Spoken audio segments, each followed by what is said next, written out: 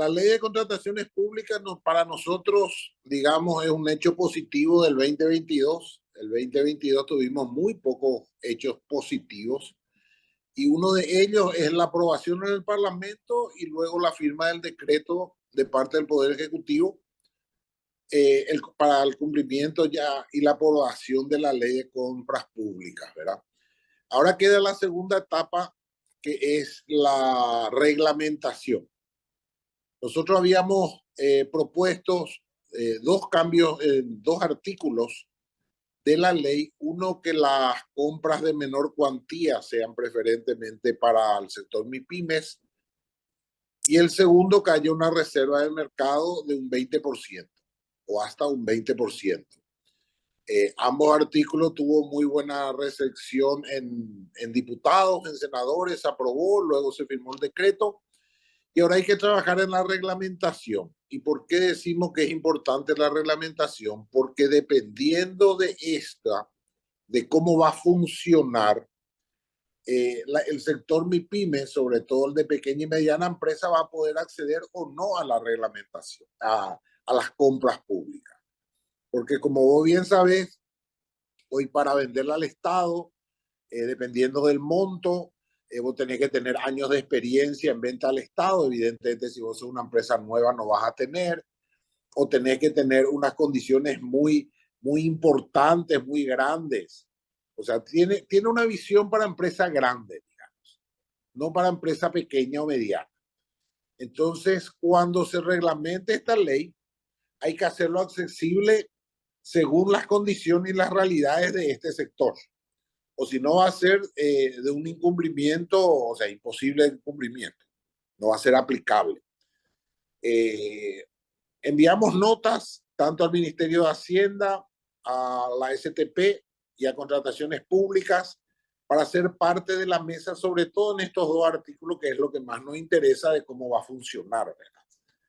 Entonces creemos de que este es, digamos, un hecho sumamente positivo para la Federación Paraguaya de MIPYME, porque fuimos nosotros los que presentamos el cambio de estos dos artículos.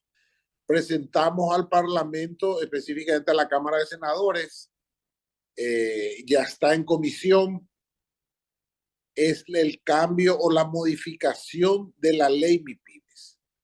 Como vos bien sabés, la ley MIPYMES se promulgó y se hizo en el 2012, no se modificó hasta la fecha. Las condiciones son muy diferentes y si bien es importante la ley MIPYME cuando se promulgó, pero hay muchísimos artículos que son expresiones de deseo y no tiene herramientas que faciliten la formalización. Entonces, en esta modificación de varios artículos, lo que hicimos es crear algunas herramientas para que realmente la empresa, que esté formal o semiformal o informal, se pueda formalizar. Porque hoy los costos de la formalización son altos, sobre todo para una microempresa, y vos sabés bien que el 95% de las empresas en nuestro país son MIPYMES, pero de ese 95, el 80 son microempresas. 80 microempresas. O sea, las microempresas, las que dan trabajo entre 1 y 10, la mayoría son familiares, muchísimas son del sector de alimentos, muchas son del sector servicio, muy pocas son formales. Nosotros tenemos cerca de 300 y un poco más mil empresas formales MIPYMES, pero hay unas 600.000 más o menos que no son formales o semiformales. Entonces hay que trabajar con todo esto, porque si vos no sos formal y no tenés tu contabilidad en buena forma, es difícil después acceder al crédito. Entonces, una cosa lleva a la otra y eso se vio reflejado en el 2020 y 2021 cuando miles de empresas no pudieron acceder al crédito siendo informales, y aún muchas que fueron y que son formales tampoco pudieron acceder. 2012, y ahí se crea el viceministerio MIPYME y se le da algunas condiciones y muchos de los artículos son más expresión de deseo, lo cual para la época y para el momento fue sumamente positivo para el sector. Pero hoy, transcurrido todos estos años y con la pandemia, en el 2020, nos dimos cuenta que esta ley, así como está escrita, es insuficiente. Es insuficiente para que sea atractiva la formalización porque no ofrece ningún tipo de ventajas a este sector que es el más desprotegido.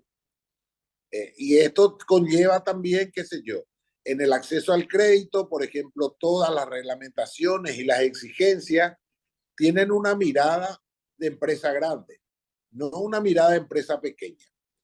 Entonces, esta ley debería de permitir el acceso a nuevos mercados, el acceso a que seas más formal, el acceso al crédito, pero si no se crean las condiciones, es muy difícil.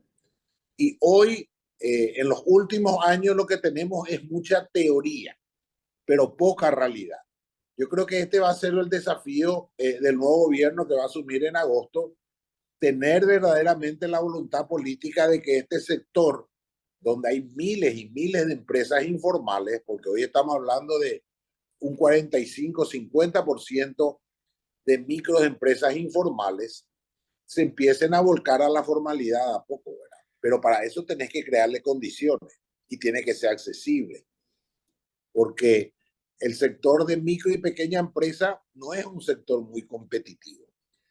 Representa el 75% de la fuerza laboral porque representa, como nos tiene tecnología el sector, muchas tareas son manuales, entonces tienen mucha mano de obra de contratación.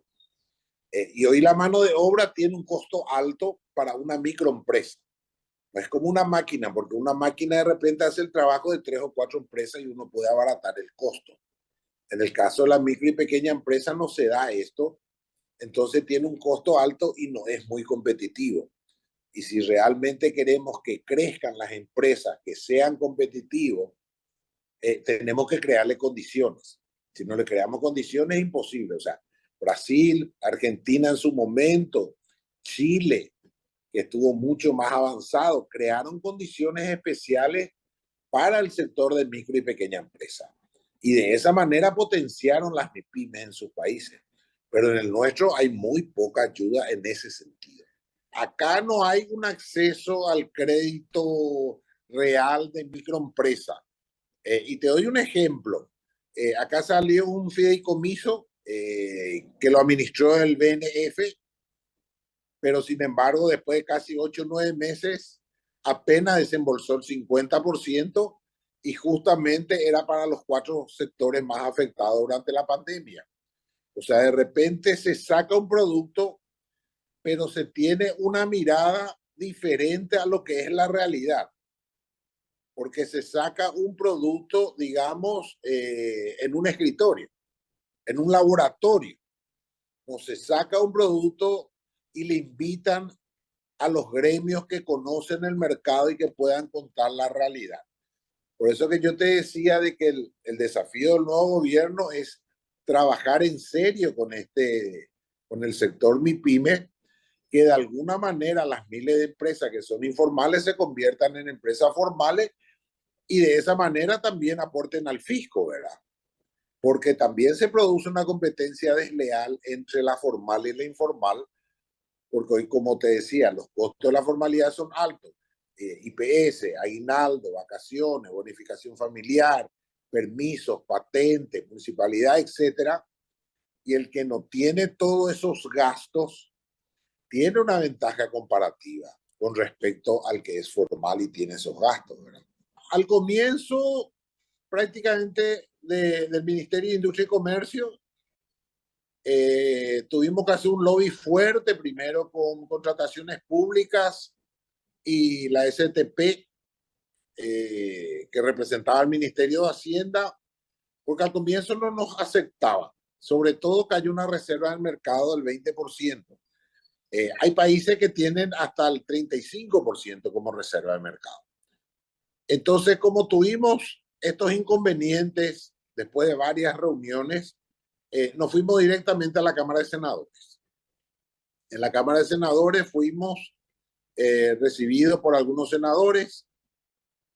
Les interesó, les pareció correcto, les pareció lógico, les pareció atractivo, sobre todo para apuntar a una formalización en serio del sector.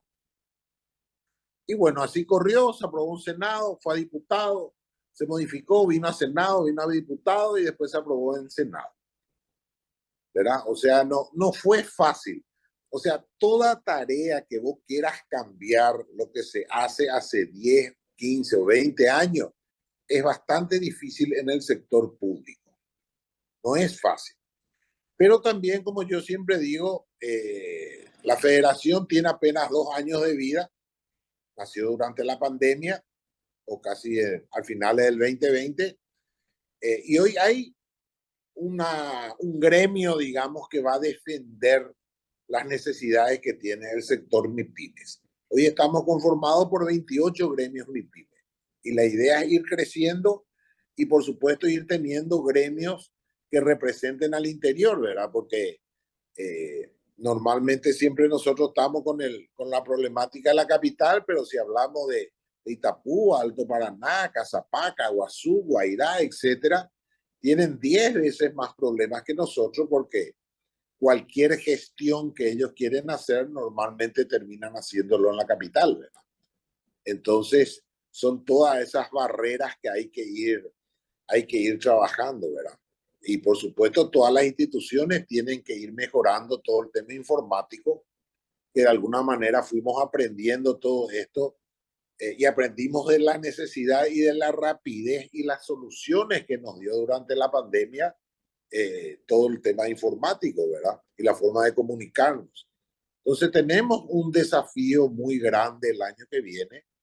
Sabemos que no tenemos mucho tiempo porque el nuevo gobierno arranca recién en agosto y normalmente por tradición tenemos el primer trimestre que son elecciones y el segundo trimestre uno está por irse y el otro no puede entrar, entonces tenés casi un semestre que no sabes con quién hablar, ¿verdad? Se complica un poco.